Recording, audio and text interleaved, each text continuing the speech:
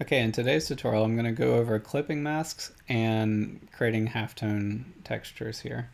So let's see here. A clipping mask is a way that you can add a raster file into your image and kind of create some organic texture using a raster file kind of overlaid on top of your shape. It's much like kind of the Pathfinder window that we had talked about before right here. And so I have my shape here, and I'm going to need to make some adjustments to it. But also in preparation for this, out of my stock library or stock assets, I have this paper texture right here. It's a raster file, a JPEG right there. And so in Illustrator, to bring in a file like that into my document, all I need to do is just click on it and then drag it onto the document right there. And it is in, and I can manipulate it by doing the V button and scaling it up and down. By the way, if the V button for you at any point is kind of not working where you can scale it, sometimes if you go to let's see here. I'm just trying to find it. Here we go. So view and bounding box. Sometimes if Shift Command B gets pressed or something like that, you can click on it and that control goes away.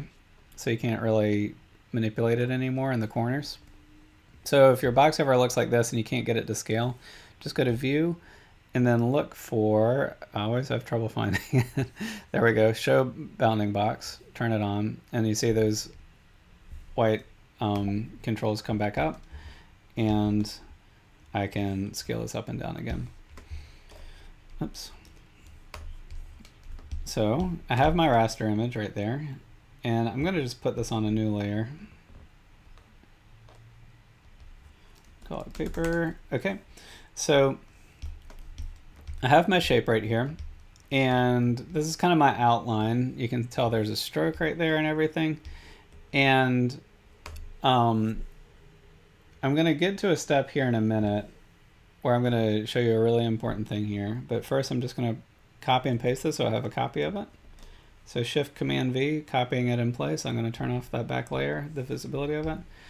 So here's the important thing, is if I select my shape here, and keep in mind I drew this with my pen tool, I could also have drawn it with my brush tool, and you can see there's a stroke there.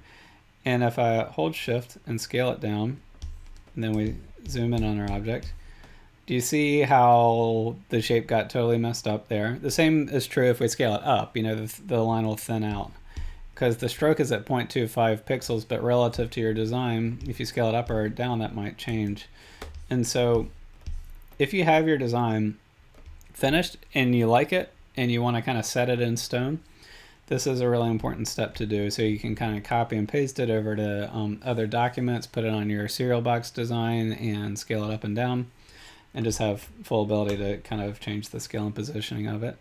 Is if you select it, so make sure it's selected right here, and then go to Object, and let's see here, Path and Outline Stroke. So Object, Path, Outline Stroke, click on that, and you can tell right here that instead of having a pen stroke, you see the stroke doesn't show up there anymore.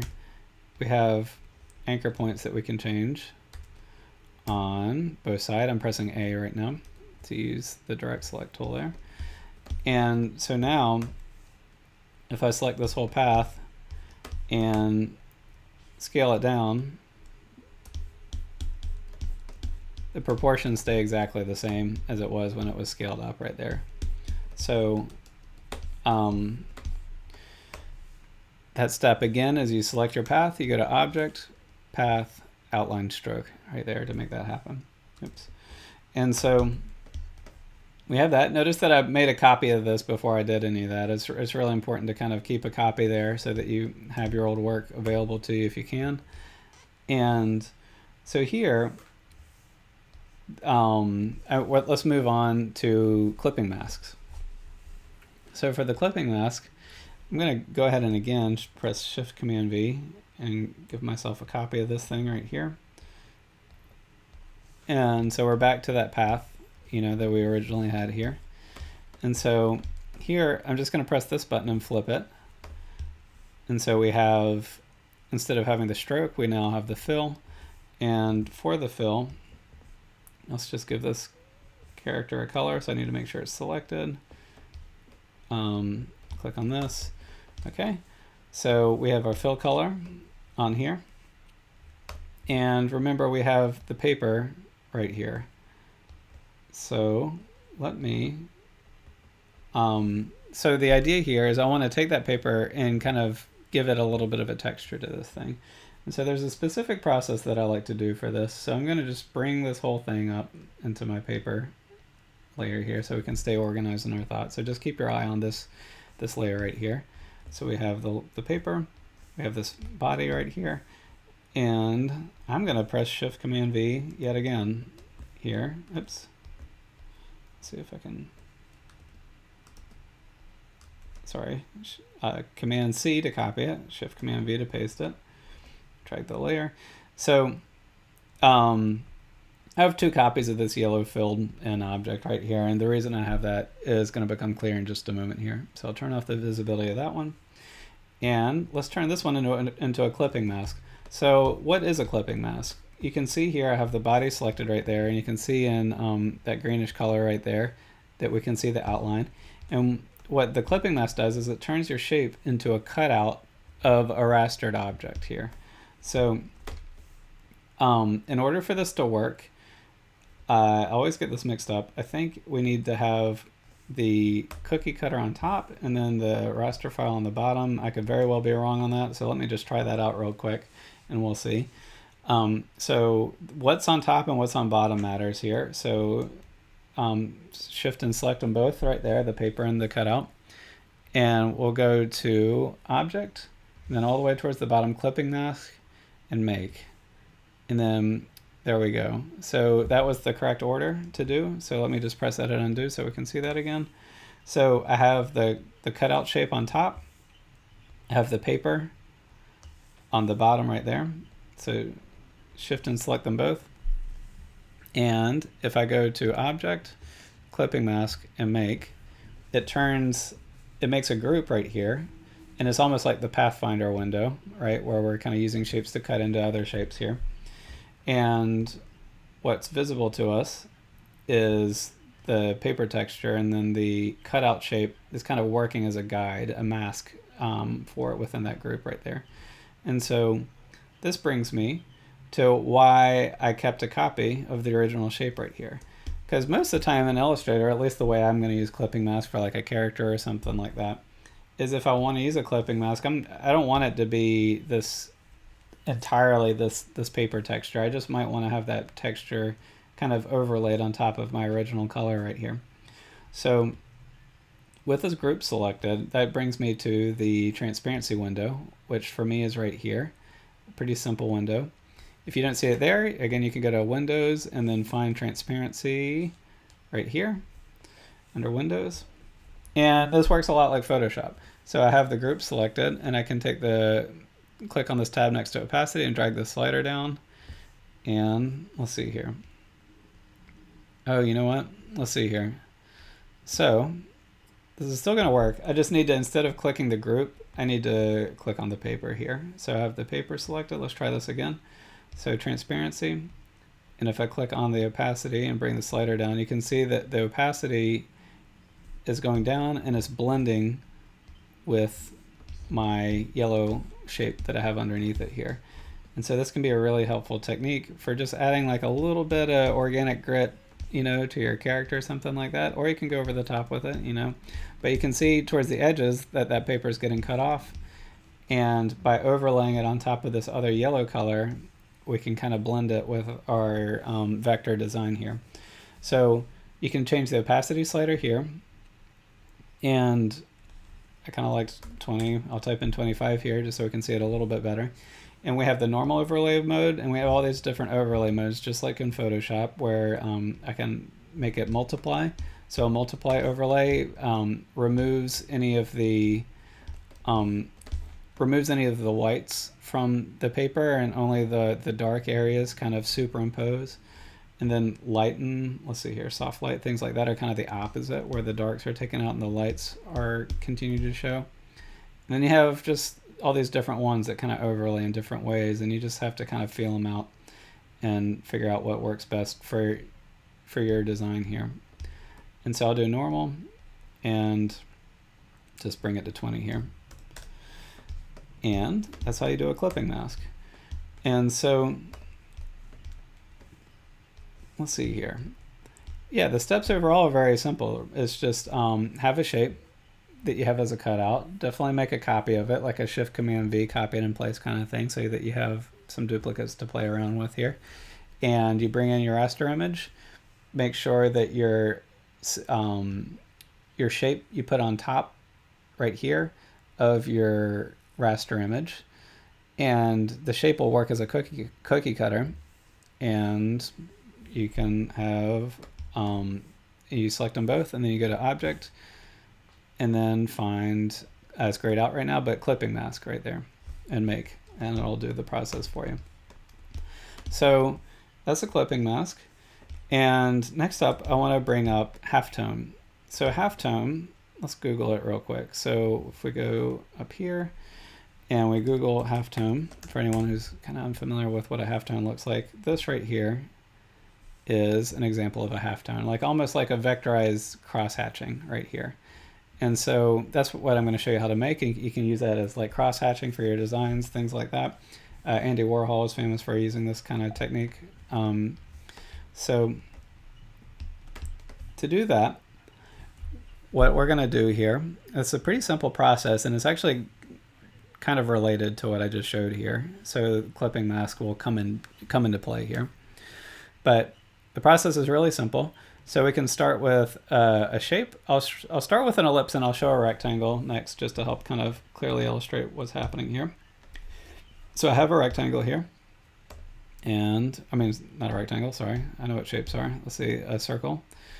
And I'm going to scale it up a little bit. You can see right here under the colors, it's none and none, so it's totally blank in there. So I'm just going to give it a color. And the first thing you want to do is create a gradient. And the gradient is going to kind of dictate how the fall off is going to happen with a halftone. So this will become clear in a moment here. So the gradient tool is, for me, is right over my transparency window. And again, if you go to Windows, you can find the gradient window under there. And the gradient tool right here is really helpful. We have, let's go from the top to the bottom a little bit on a basic explanation. We have the linear gradient right here. So that goes from right to left, left to right, right there. Or it can go up to down. If you want to have it go up and down rather than left to right, this is the angle. So I can go in here and then find either negative 90 or 90, and it'll flip it. I can also type in 45, and it'll kind of come in from a 45-degree angle right there. But a linear gradient always kind of works in that way right here. Continuing to look up here, we have the radial. So it'll kind of emanate out from in a circular fashion right here. And additionally, we have some presets under here that we can choose. We have the freeform gradient, which I'm not really going to go into too much right there. So I'm kind of skipping past this third one here. And looking at this, we also have these controls down here.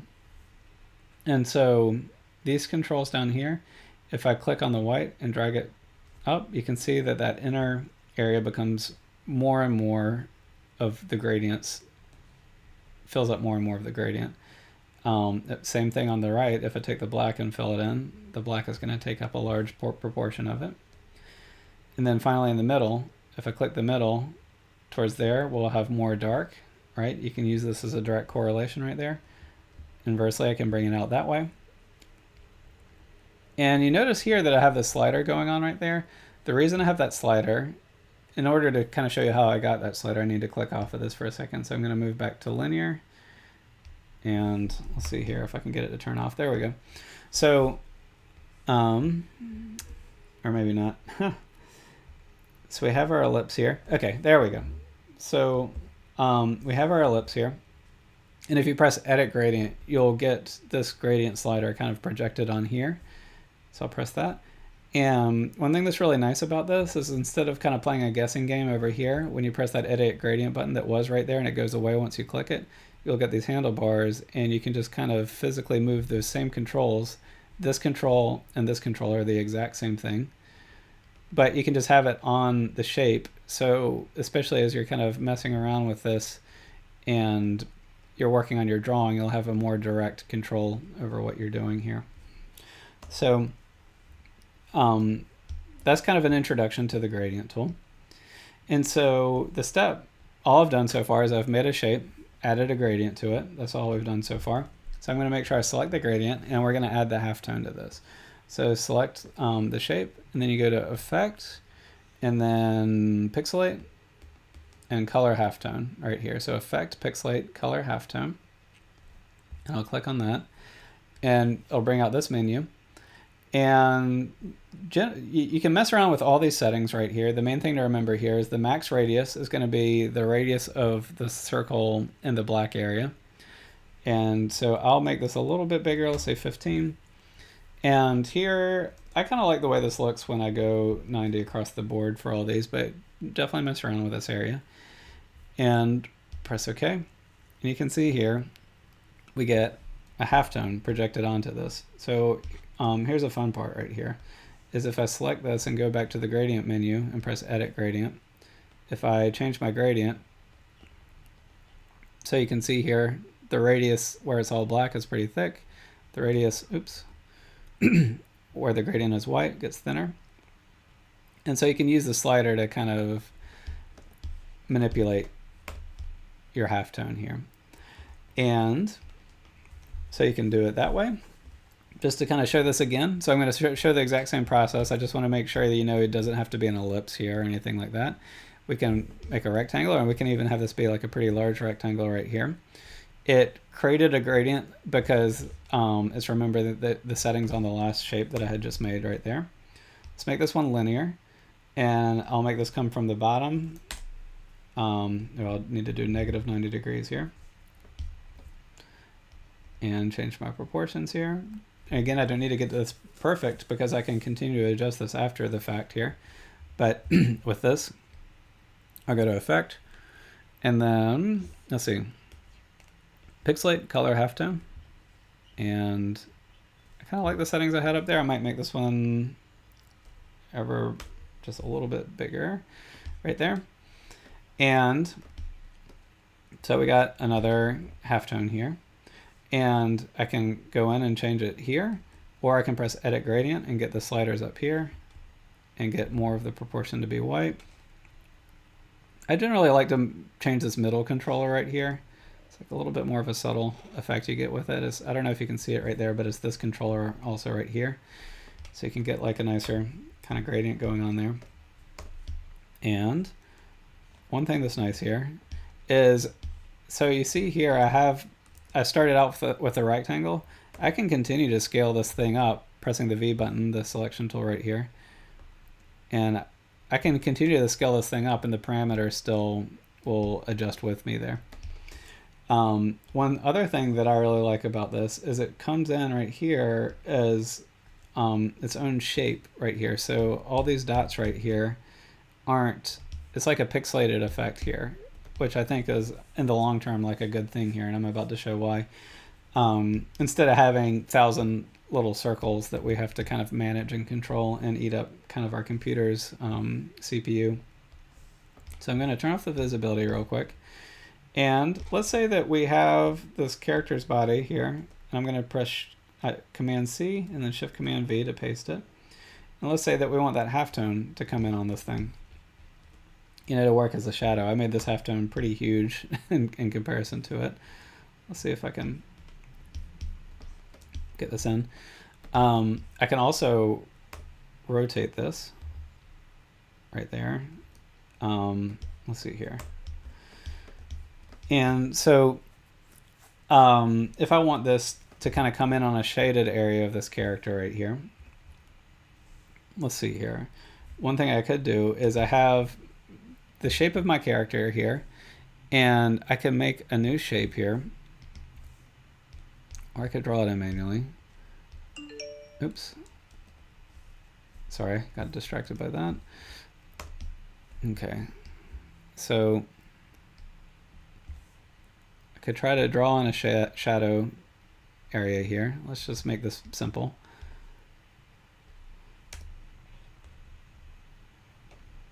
This will become clear in a moment what I'm doing here.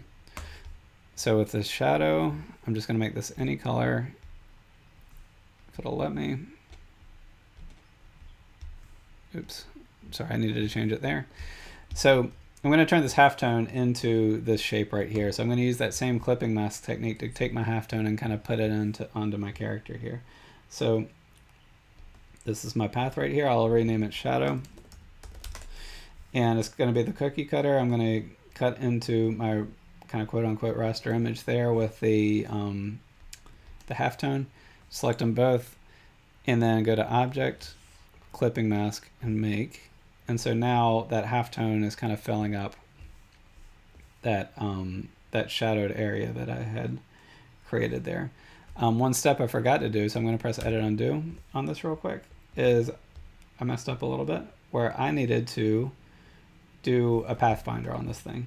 So let me give my shadow a little bit of a color so I can just see where it is. And I'm going to select them both. Go to the pathfinder window right here. And I'm looking for, there we go. So under the pathfinder, the intersect. So here, when I press intersect, you can see I'm trying to get that line of the shadow, but I want the rest of this to trace my character. So right there, I have that shape. And now I can do the shape or the clipping mask. Oops. And